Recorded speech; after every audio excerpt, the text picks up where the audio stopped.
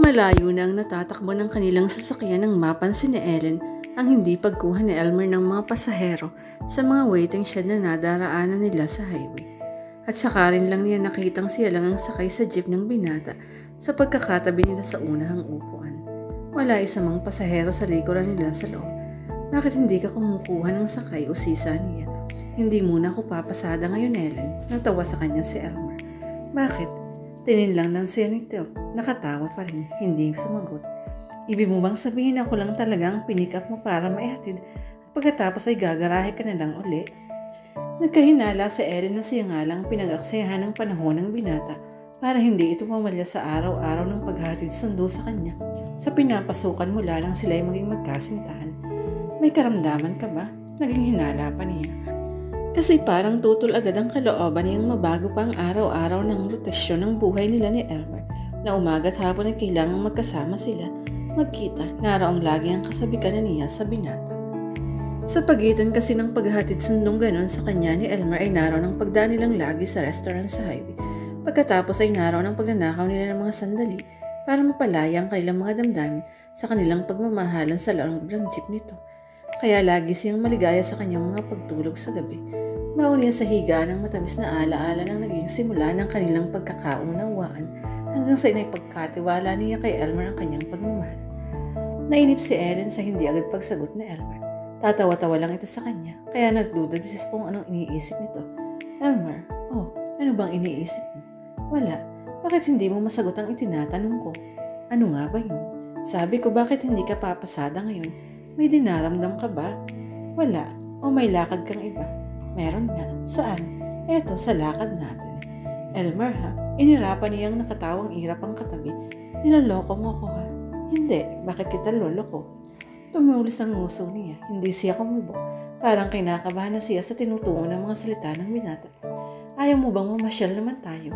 Ano? Nabigla siya. Ayaw mo nga. Alam mong may pasa ko ka Elmer. Natawa si Ellen sa pagtuto. Hindi ka ba makaka-absent ngayon? Hindi. Alang-alang sa akin. Elmer ha, sinusubukan mo na ba ako? Hindi. Bakit kita susubukan? Bakit kung saan mo na ako inaaya? Alam mong may pasok eh. Gusto ko lang masamantala natin ang pagkakataon. Aling pagkakataon? Mamaya sasabihin ko sa'yo.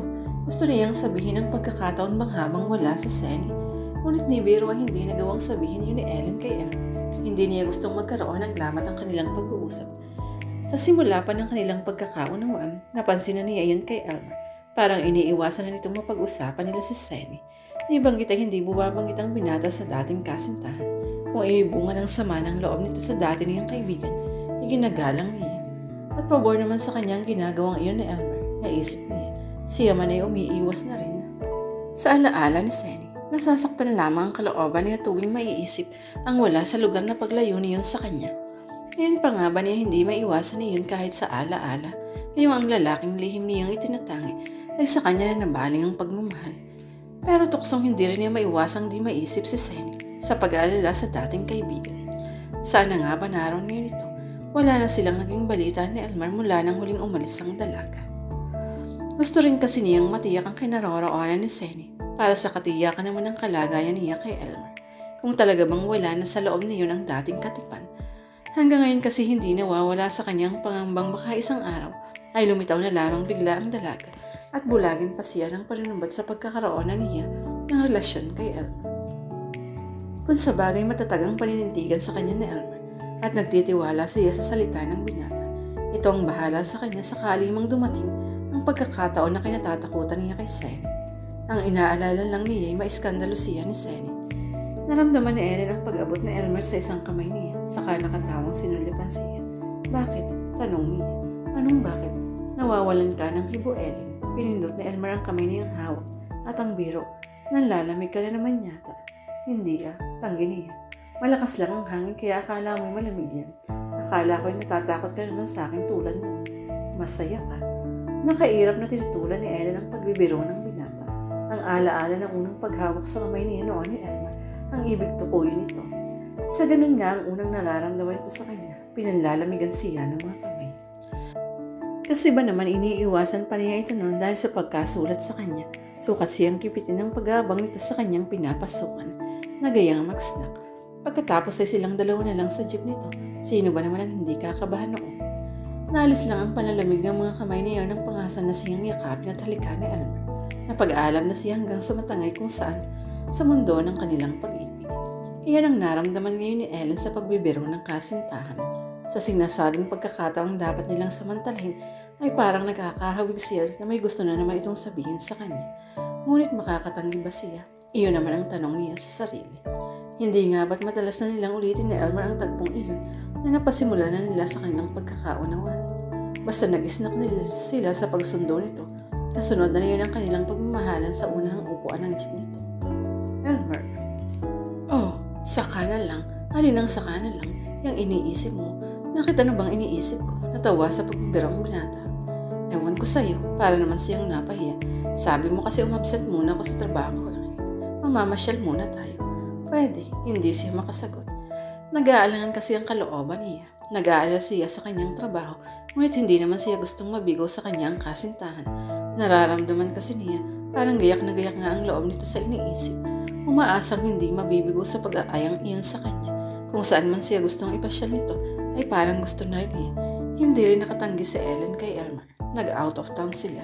Bumili sila ng bagong pagkain na nadaanan nilang mga restaurant sa highway papuntang Pansul sa Laguna.